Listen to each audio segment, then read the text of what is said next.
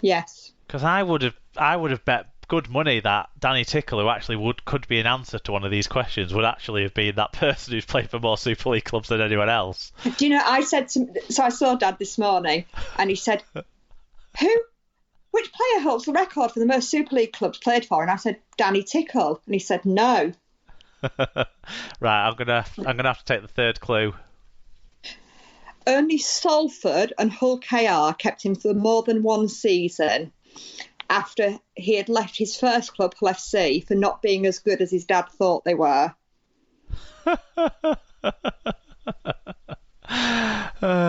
So some bitterness here in this one.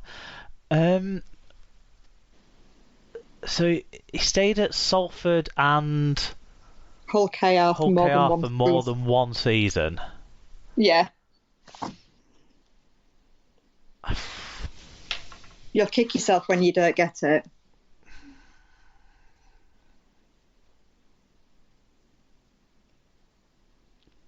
And you're right to assume that I won't get it, I think, Sarah, but I'm just gonna process this. 2005 academy product, highly touted academy product at Hull. Yeah, he was.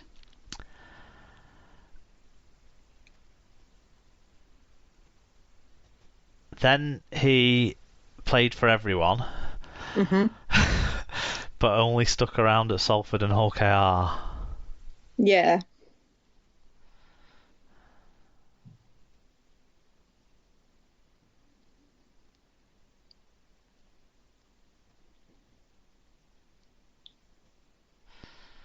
I don't think I'm going to get it. Tommy Lee. Tommy Lee! Oh! I said you'd kick yourself. Yeah. He barely was more than a season at Hull KR, really, wasn't he? Because didn't he retire in his second season? Maybe, but you know.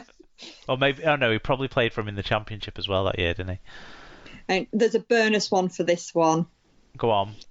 Challenge Cup winner in 2005 and Grand Final loser in 2006. Oh. Is this the next person? Yeah. All right, okay. So he played in both of those two sides for Hull. Yeah. So it could be a number of players. It could be. So I'm going to guess Danny Brough. No. Okay. He coached Doncaster Knights Rugby Union and was assistant coach at Lee. Paul Cook. Yeah. And your third clue is Judas.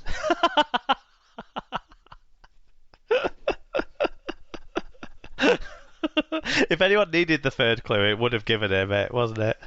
Yeah. So, Mark, you got 30. That's not that bad. I think that's very, very good. Out of 46. 38. Sorry. No. I can't do simple maths. 12, 24. Yeah, 48. That's highly commendable, I think. Yeah. I did the worst on the Hull one. But I think, like you say, when it's your club, to be fair, there was a couple of people I would mention there that I'd never even heard of, but that was good. I enjoyed that quiz. Good. What was the bonus one? Just the fact that it was Judas? Yeah. That was your last clue. Fair enough, yeah. Well done for that one, John. Let us know, everyone, how you got on with that quiz. I think it was a relatively accessible one, although I'm sorry if I ruined a few of them by getting them earlier than other people might. I'm certainly guessing that I got Bryn Hargreaves faster than anyone else might have. Yeah, I think, it covers a lot of clubs, doesn't it? So hopefully most people will have an idea of at least some of them. Yeah, everyone should have got something out of that one. Brilliant. Okay. Let's move on from the quiz now then, and we will wrap up this show. Yeah.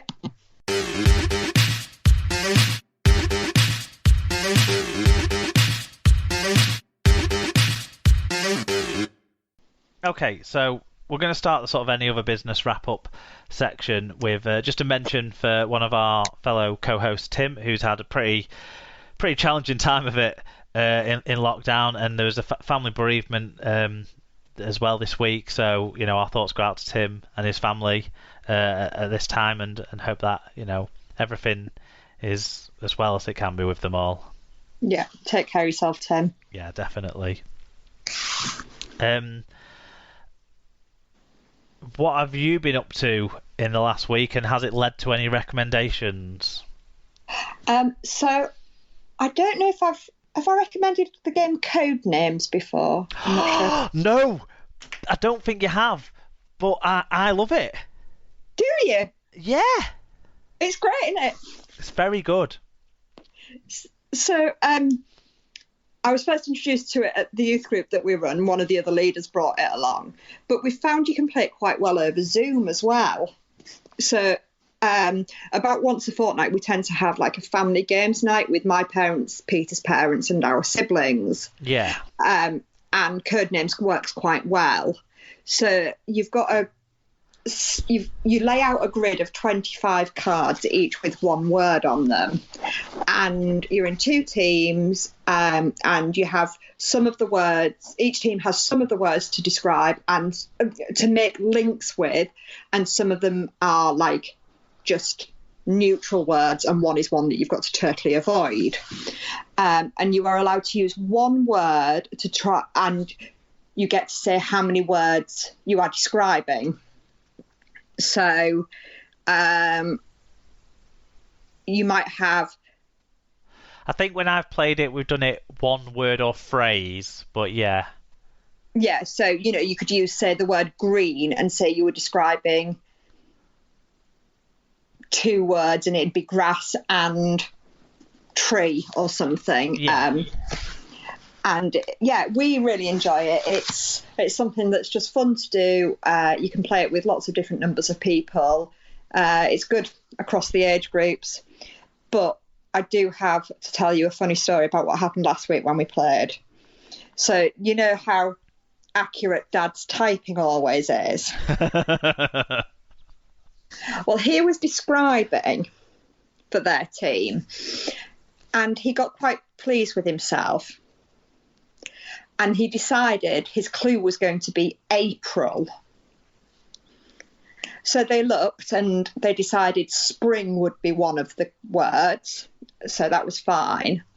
And then they were going through various other options until Mark pipes up with, hang on a minute, has Dad misread the clue, the words that are out in the grid? In which case, I think that the other word we're looking for is pool, rather than fool, as Dad might have misread it. And pool was indeed the answer. It's dangerous that they're on such a common wavelength there. That is. Yeah. So how do you get around the bit of... Because I want to understand this now for like potentially doing it myself. How do you get around the bit of the card that you don't, the one that you can't pick? The one with a cross. Yeah. What do you mean? How do you get around it?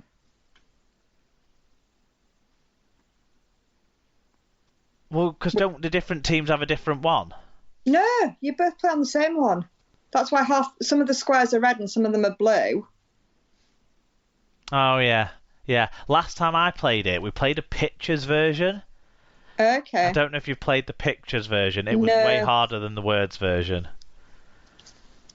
No. Yeah, it was not because the pictures are hard to make out what they're of anyway.